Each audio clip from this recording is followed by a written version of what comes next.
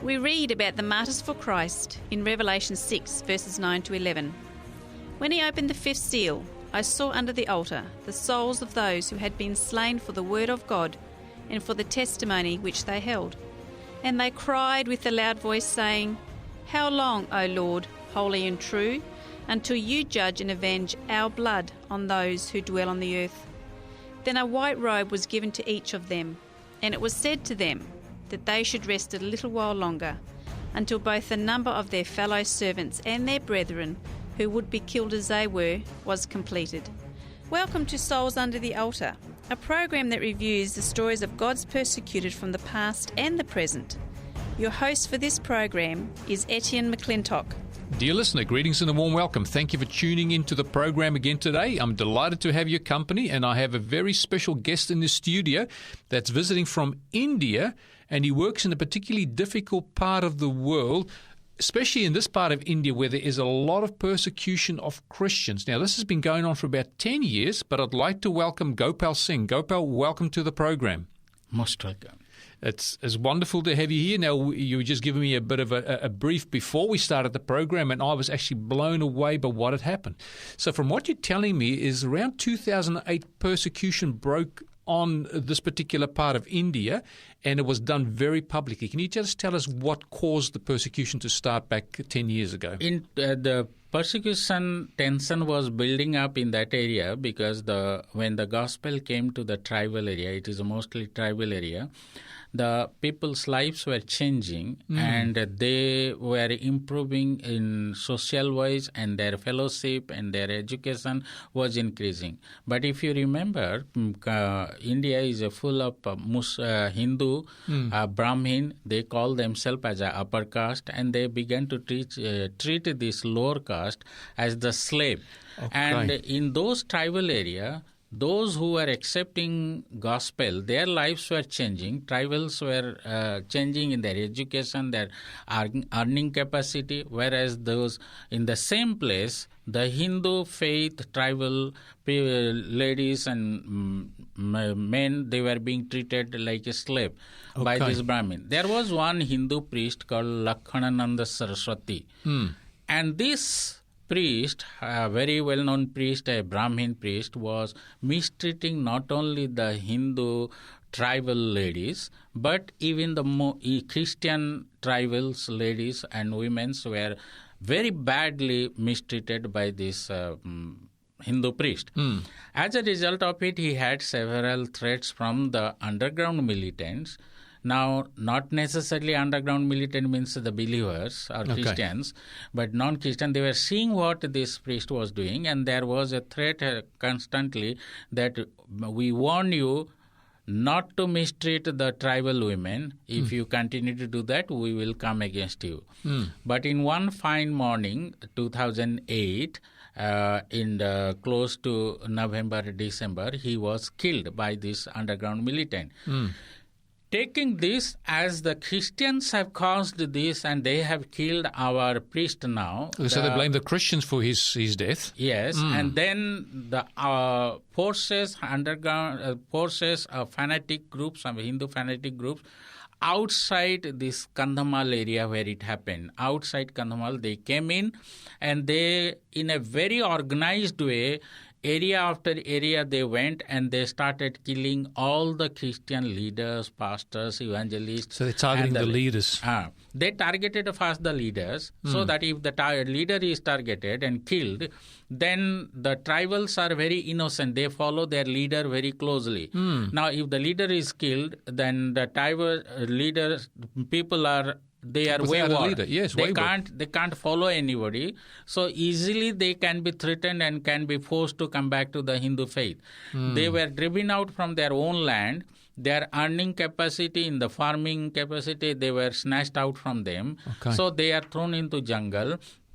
And they were not allowed to come in. And immediately where the relief camp government had opened up during this persecution, which was very visible, Village after village were burned and churches were destroyed. People were killed, and then they were thrown out to the jungle. They ran after, and when these people were allowed to come into the relief camp, even the relief camp was not safe. The food that was being given was poison, water was poison, and then people began to die. And people in depression and in sad situation, they had to run away from the even the relief camps weren't safe now for them anymore. It was not safe because it was very easy. If there are 5,000, 10,000 are staying there in one relief camp, you where the food is being cooked, you put little poison or something, then immediately people will die. Well, they had several attempts they had taken to kill like that in mass.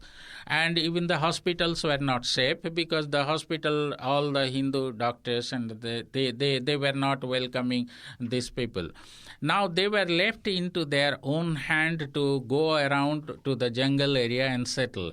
Now, this area where the persecution broke out, except the rainy season, the water was a problem for 9 months. Now what will happen if suppose a group of people struggled and went and settled down somewhere in the hilly area, then when they are walking several kilometers to take water from a village well, that village is a Hindu village. They were not allowed to come in. They said that you are a cursed community. Persecution has come there because you are cursed people. We will not allow you to come and take from our village well the water. And then if you have to come and take water, then you have to convert back to Hinduism. Then only we'll allow you to come back to your own land. Yes. But these tribals were so strong in faith, even the persecution came upon them, they were not willing to compromise their faith. Yes. At one point, my elder brother had gone into taking some relief material to certain area, and he had already sent the people to see where the people are hiding so that they can go and give some relief and quickly come out. Because if anybody was spotted during this persecution time, taking relief or handing over relief, then he would immediately be shot dead, not only by police but by these fanatic groups also. So my elder brother has gone over there, and then he said that he spotted some old ladies were hiding in one place, and then he spotted 3 ladies. One is 80 years old, another 75 years, another 65 years. They were hiding. Then he said, where are they? He was searching here, and then suddenly he saw 3 hands like a snake rising above the grass, long grass area. And they were shaking their hands like this. Then he ran over there. He said, I'm searching for a long time because I have to hand over and go away. Now they said that, son, don't you know that you have risked your life and you have come to us? If anybody sees you, they will literally kill you. They won't let you go. Yes, it is true. For last 10 days, we haven't ate anything. All Really? that we are eating is this grass and roots we are eating. There is no clothes on our body for last 15 days. And we are hiding under this long grass so that we will protect ourselves from the people who are hunting us. Then they said that we have nothing to give you. Even our tears that is on our chicks will not help you, but allow us to do something. They held on to my elder brother's leg, and they began to lick his dirty, muddy feet in their own tongue. Said, this is the only thing we can give you, son. And my elder brother comes back and say, Asit, my mind is blown up because I saw my mother being persecuted in naked for 10 days, 15 days, no food, and my mother is licking my own face. It's my mother. How can you be so intolerant to this? Wow. And then this persecution went on, and there are people who were not allowed to come back to their own land. They were not allowed to come back to their own business, nor their children were allowed to be admitted in the school because for identification they have to go back to the village leader and say that they are from that village. But the village leader, being a Hindu, won't allow to certify that this person comes from this village. If they certify, then they will have to allow them to settle in that village. and they have taken away their land. Right, no justice. So, no justice. So you were saying to me before we started the recording that there's a fourfold approach. First of all, they attack the leaders, they kill the leaders, and then the sheep are without a shepherd, so to speak. Right. Then they confiscate their land because they don't allow them to come to their land. They chase them away. They also impact their economic situation, so they can't now produce food for their own sustenance and livelihood. Right. And then the other one is they also stop the kids from getting an education. So it's a fourfold approach, attack on these poor Christian people. And if they want any of these things back, the sustained livelihood and also to get education, they've got to convert to Hinduism. Right. That is the only way that they would receive the things that they've lost. All these things happened in 2008. It went on to probably 4 or 5 years. It continued, and the world saw it, and they voiced it, and they raised their concern. But then what happened? Everything is silent now. You don't hear media talking about it. You don't hear anything coming out. But now that persecution has become more wider, more intensified, and it is underground. So it's worse than before, but the world doesn't hear it because it's gone underground. Because media has been completely bought by the government, who is ruling Hindu government in the top. And then nobody daring to talk about government atrocity. If anybody talks, then he is hunted literally. There one TV journalist was hunted because he exposed this dirty politics of Hindu community and the TV, and he was misinterpreted. Now, every day that evangelist began to receive 3,000 to 4,000 death call over phone. Not only from India, but from outside India. Now, how do you tolerate such type of atrocity?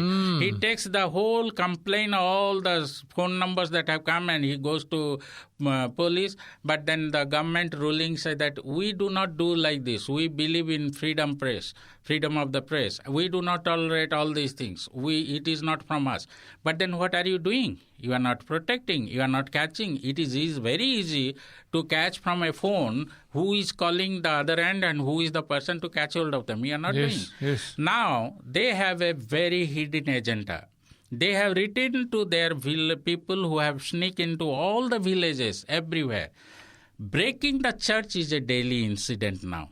But media won't talk because media is under the control of the government. Okay. Then pulling out people from the house and making them naked on the street and saying that if anybody goes and preach the gospel, their fate will be like this. It is a daily feature. So they're taking people who are sharing the gospel, they take them out, stripping them of their clothes and parading them naked. Okay, exactly. To shame them, saying anybody that listens to them or accepts the gospel, this is what will happen with you, or if you dare preach the gospel. Exactly. And this happens a lot? This happens a lot. I have even the video clips where an innocent young teenage girl coming from a Hindu faith but going to the church, she was attacked openly in the name that she has become a witchcraft person, which is not true. Visibly, you can see that in video.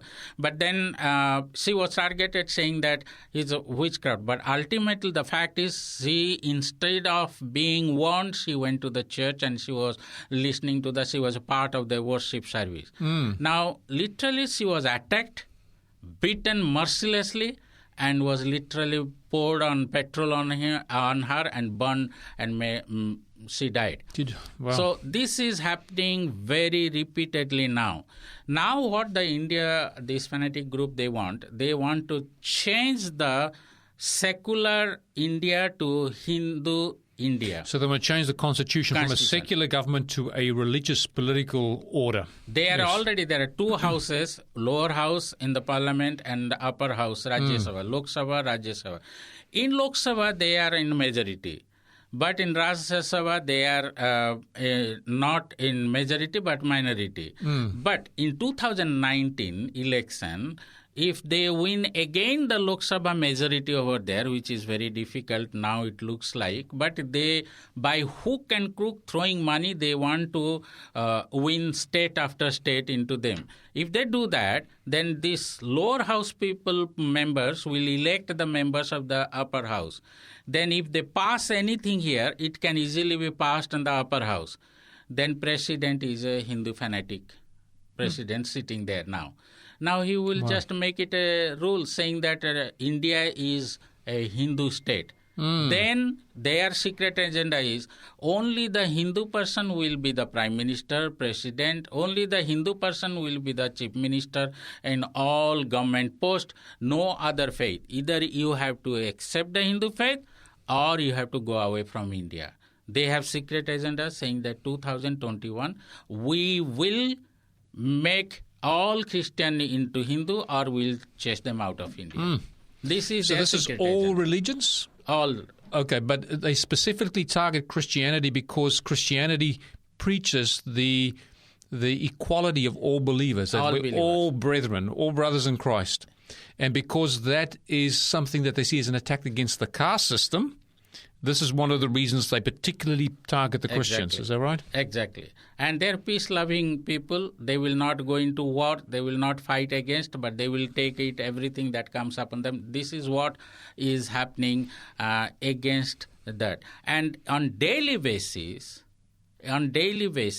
they have circulated their rules to all the leaders, Hindu leaders, that, look, if you see any suspected act of any Christian evangelist or doing so, report immediately to the head office, and then we will take against it. If anybody does any atrocity against the holy cow, then you beat them, kill them. And if anybody is caught in legal tangle, then we will give you the legal help. I have the record that I would like to give you in printed form, if you can take. There it says that we have even sent the doctors into all the hospitals in those areas who are of our faith, and they will be having the allegiance to us. And when any patients comes in, they will even give the drugs to pull them down in their health-wise so that they will never be able to think properly. So this type of atrocity is openly going all underground. So you can't even go to a hospital if you're a Christian and ask for help because it'll probably hurt you more than help you. Exactly. Wow. And these are the things very openly happening. I remember last month I had gone with the 3 friends from outside Holland.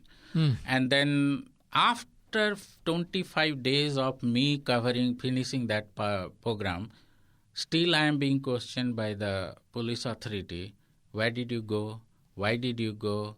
On that day, Sunday, you went with somebody to somewhere. What did you do? I said, I'm Christian. I went to church. I spoke there.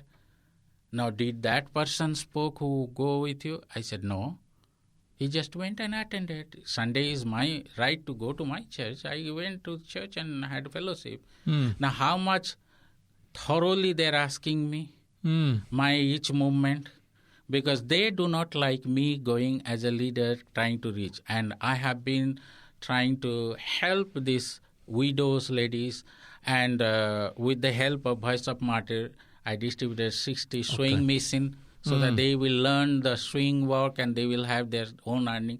I'm trying to help them to even have the deep well digging, and where the deep well is being dug in area where they are trying to settle down. And my challenge to them is, with this well, not only you will use, but you will allow all the surrounding villages to come and take water. So is access to water being restricted for Christians? Yes, Christians are not allowed to go into the Hindu villages and draw water from their village well. Yes. If if they come, ladies walking several kilometers, they are said that you are a cursed community. Because you are a cursed community, that's why this evil came upon you. But it was not an evil that came from top, but it was a planned evil that you have caused upon them. But you are blaming them. So they're blaming karma. Say karma is because you're a bad person. Because you are a cursed yes. community, that's why this happened to you.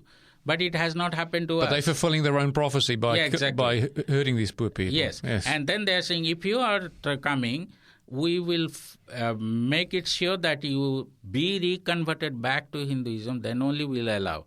Now, so their lives are endangered, they are mistreated, so how long they can go on? 9 months of the year they struggle for the water. And that is how Voice of Martyr is trying to help, providing the deep well to them and earning capacity to the widows and women, and even trying to help to build the church. There are certain areas where the people have been able to come back, return back, and then in those places I'm trying to help to build a church building. Yes. It is not like with a cross on the top, but it will be a community hall where they can worship together, come together. Okay, so it can't look like a church. It won't be looking like a church because there won't be cross. I say that I will not put any placard or anything that so-and-so has financed, but I have already started 4 or 5 churches building like that, and it all happening through the Voice of Martyr. Okay, all through the Voice of the Martyrs. So the Voice of the Martyrs is doing good work to support the poor, persecuted church and persecuted Christians in that part of India. Exactly. Now, you live in another part of India, and you're saying it's not as difficult there. How did you end up working in the other part where they're being persecuted at the moment? I actually was born and brought up in that area. Okay. That area. So while I was sitting in my office and persecution had broken out, the Lord began to talk to me and say that, Asit, you can continue to do the work where you are in your office. There will be no challenge. There will be no persecution. Nobody will come and torture you.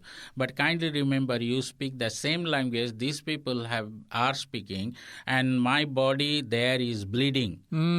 My body is bleeding. You can close your eyes and you can stay here. Nobody will say, no leader will come and blame you. Yes. But the day is coming when I will take their blood from your hand. Because you were knowing what was happening. Yes. You were in a position that you could help, but you never did. That is how I was. I pulled myself and I said, Lord, I will do whatever you want me. And in a wonderful way, I came in contact with the Voice of Martyr Australia and Finland, and then since then I am doing. But my movement is so dangerous now because I am being constantly monitored. Okay, so that's how I do not tell my plan where I am going, how many days I am going. I just quickly go deep inside because I am a same language I speak in Oriya language. So I can go and stay there 1 day, 2 days, and then quickly move away and move to different places. So my route of going, my route of returning is completely kept away. Right, okay. So that's interesting. You're supporting the persecuted people. You're trying to give them a livelihood so they can survive. That's probably the most important. In regards to access to Bibles and that, do the people have access to Bibles? Or every year we have a program called Bible Plus. And that Bible Plus, I give them 25 kg rice, some clothes, some oil for their cooking, and some mattress for sleeping on the floor, and plus a Bible. And that program is coming up this year also. Last year also I had given, previous also year I had given. A new area I am going and trying to give through the help from Voice of Martyr Australia. Right. So with this high risk against people becoming Christians and even preaching the gospel and that, are people still being converted to Christianity? Many are coming. This is where they want to change the constitution and make it a Hindu Rashtra, and then see openly again that all obey the rule of Hindu faith and abandon all other faith. That is what they want to practice, saying that India is a Hindu Rashtra, you cannot speak anything else but Hinduism. So people are prepared to count the cost. They might lose their life. They might be embarrassed and shamed and stripped naked and tied to a pole naked so people can mock them. All these things can happen. They can lose their livelihood. They can lose their property. They lose their rights to education for their children. They lose access to water. Exactly. This and many other things will be taken from them, yet people are still coming to the Lord. Exactly. I was interviewing several ladies. One lady say, one lady with others, they say that, sir, probably we were not faithful to our God in our faith, and glad that this persecution has come. Because they become more faithful as a result of the persecution. Then our faith is really tested. We are not feeling sorry that it has come upon us. Really? But it is. We are glad that it has come. We are now purged, and we will be pure more in our faith. This is the faith they are holding on to. And in an area where I'm doing, more than 60, 70 believers are coming to the Lord every 2 to 3 months, and they are getting baptized. Are they getting baptized? Yes. Wow. And this is that a visible church, or is just all underground? It is visible church, but they are having it all quietly. Okay. Because kindly remember, in almost all the Hindu ruled states, they have promulgated law that nobody can change the religion. If you have to change your faith and accept another faith, like Hindu accepting believer Jesus, then he has to pass a affidavit in the court saying that I, with my own urge, I am taking without any outside external forces influence, I am taking this with my full knowledge. Okay. So when you've got to go to court to do this, to change your religion. And when you go to the court, the court will, who are all staying there in the court? All the Hindu lawyers. Yes. There itself you face the atrocity, and they take you, pull out, and they know who is doing what, and then again the persecution comes over you. Wow. So this is so if you're born a Christian, then it's okay? No, still they get persecuted. They are trying to catch hold of you. Who was your forefather? You are not born in your forefather, grandfather, or 2 generations or 3 generations. They were Hindu. So you have to come back to Hindu. That is why they are forcing us now. That is incredible. So it doesn't matter what you do or what the law says, they will find some way around it to make life difficult for the Christians. In fact, the whole media is silent about it. They don't talk because the government is completely controlling the media, and media doesn't talk daily incident that happens. So is this regional government or national government? It is a national government, is a Hindu government.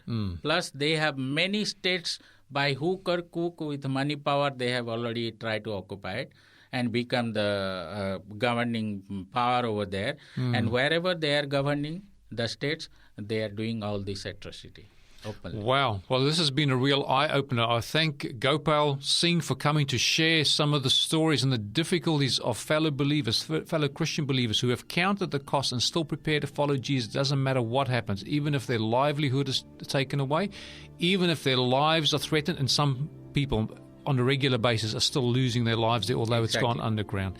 And we need to pray for the church. And dear listener, if you want to know more about it, you can go on to the Voice of the Martyrs website and find out more information there. Thank you for joining us today on Souls Under the Altar. We look forward to catching up with you next time. Until then, God be with you.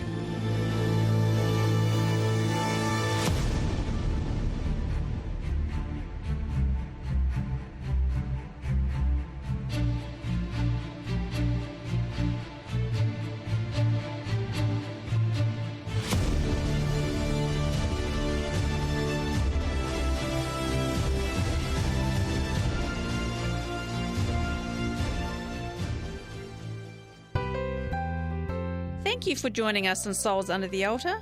If you would like more information about today's program, or if you have any questions, please contact 3ABN Australia Radio by phoning 0249733456, or you can send an email to radio@3abnaustralia.org.au. You can also contact us on our 3ABN Australia Radio Facebook page. We'd love to hear from you.